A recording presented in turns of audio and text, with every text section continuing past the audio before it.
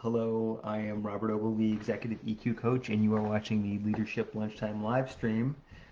Some might say, Bobby, it's quarter to 4 p.m. there. Is it really lunchtime? It's lunchtime on the West Coast. So, you know, it's their lunchtime. It's someone's lunchtime. It's what's important here. Hello. Glad to see you all. Glad you could join me. So, is there a certain trait, a certain quality that can help future-proof your success? Often too, I'm talking about foresight. I'm talking about seeing into the future. I'm talking about strategy. So that's part of what I'm dealing with here. How can you make better strategies? How can you better deal with changes ahead? And that's both a personal problem and organizationally, that's a business problem we face, right?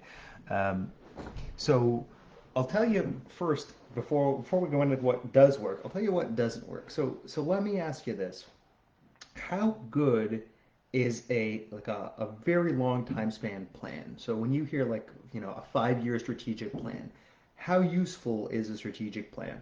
So if we had a bunch of people and quick live polls, we could do a thing on that. How useful is a 5 year plan?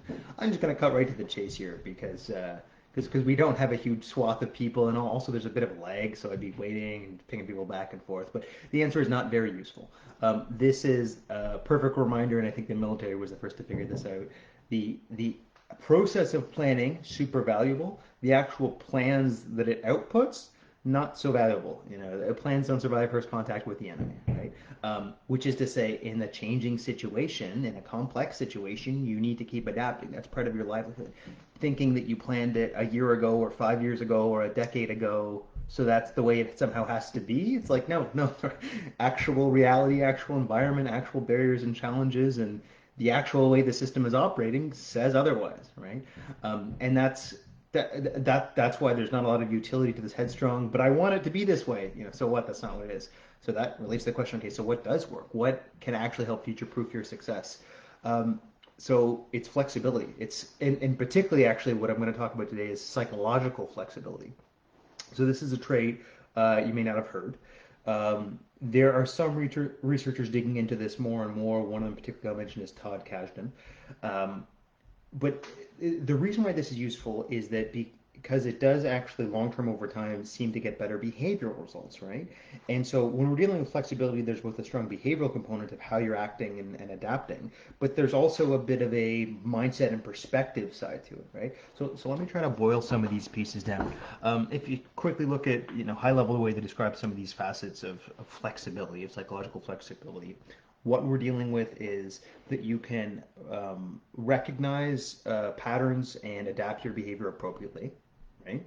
So the behavior adaptation side of it, that you can shift your mindset, and I guess this is more the internal side of that you can shift the way you're approaching something to a more successful strategy, which also just has to do with you're willing to try this or that different strategy, you're willing to try this or that different mindset, see what works.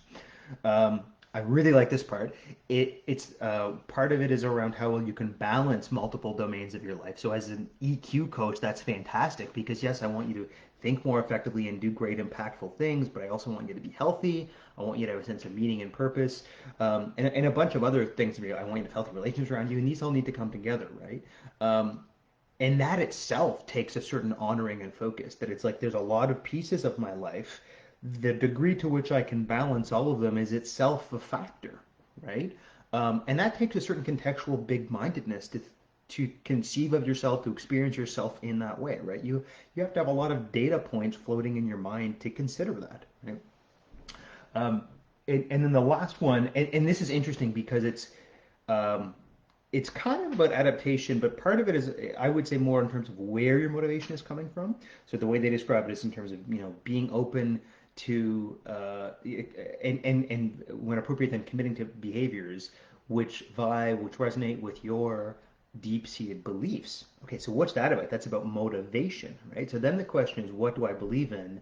And then what behaviors could demonstrate that, right? That's a really powerful gift. I would even, generously say, spiritually, religiously, the whole function of theology, which is the whole function of exegesis, which is what updates theology, is really to do that. There's these deep held beliefs that some tradition might have had for hundreds or thousands of years, but they're so high level and vague at their best because they're they're supposed to be kind of subtle and wisdomy. There's this ongoing question of, well, shit, how could I show up and do this? And how could it show up in my life right now in modern society? And how can it show up in this context? And so as long as you're engaged in thinking about how could it show up, that's a good question, right? That's actually you grappling with your own noble purpose. It's what we would call it in EQ terms, right?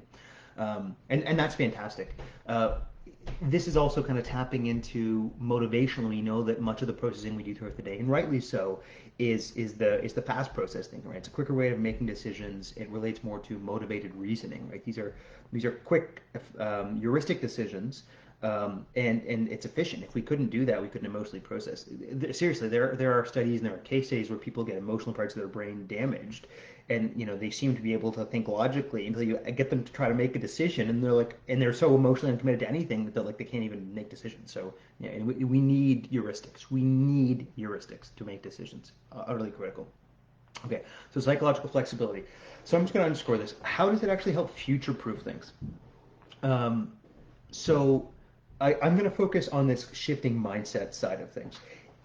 If you're looking at a problem and you keep, we've all heard the expression, the definition of insanity is doing the same thing over and over again but expecting different results. Okay, so that's a good way to think about like why this is needed, why psychological flexibility is needed. Being able to try different mindsets and see how effective it is as a strategy, like this is critical for our personal and our professional success, right? Even actually on a smaller subset of this, if you look at the coping literature, it's the same thing, right? And they might only parameterize as, oh, there's only 6 different coping strategies, right? And 1 or 2 are more effective than others, but also the robustness, the more variety you have, more effective than others, right? So the more you can shift mindsets and see what's effective right now with this context, critically useful.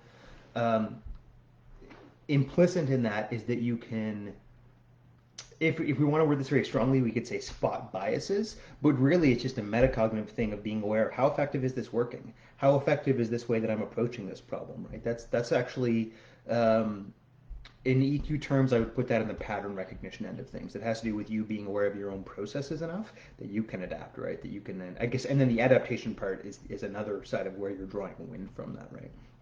So that's part of why this stuff is important. The more you can be aware of how well of what your thinking is doing, how effective it is, and what other mindsets could help produce better results, that is really how you future-proof your success, right? Um, yeah. I'm going to go on a bit of a riff here before I close. Sometimes I will talk about like MBTI or particularly the 8 cognitive functions, which I think are a neat way to quick and dirty kind of dealing with how we process data in different ways, right? So I'm going to talk about NI and NI, introverted intuition, and NE, extroverted intuition, because I think they're actually both part of the facet of what we're calling psychological flexibility. So NI is really about um, orienting. So it's an introverted function, so it wants you to slow down and reflect, right? So NI wants to orient well to data going on. So it's this slow, experientially almost invisible process that's trying to get a good systems map of what's happening that is able to do sense making appropriately, and then from that you're able to plan, right? And I would even say that planning is a reflection of your values. You know what you're deeply interested in, so you know how to create that. And so back that whole creating a 5-year plan, that's what NI kind of wants to do.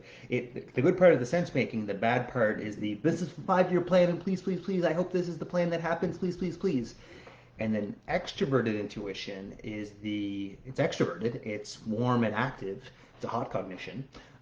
It's the thing that wants to be curious and creative because it's interested in what's possible. It's trying to create new options and solve problems. And so bit by bit, it's the thing trying to compose solutions. So it may sometimes lack a bit of it can see the pieces around in the emergent patterns, but without any, it doesn't have any way to contextualize and put all the pieces together, right? And that end of things, it's good at exploring and getting the motion in play. But if you don't have a bit of context, a bit of orientation around it, it's all kind of useless. So again, this is personally and professionally, we're learning how to both explore and exploit, to have a good working orientation that allows things to be feasible and know how to explore forward. Okay, so this is part of why flexibility, psychological flexibility, is actually critical for future-proofing your success. I think that's enough for today. I'm going to try to keep these videos under 10 minutes. I love you guys. I'll see you again next week. Again, it's Robert Ogilvie, Executive EQ Coach, signing off. See you later.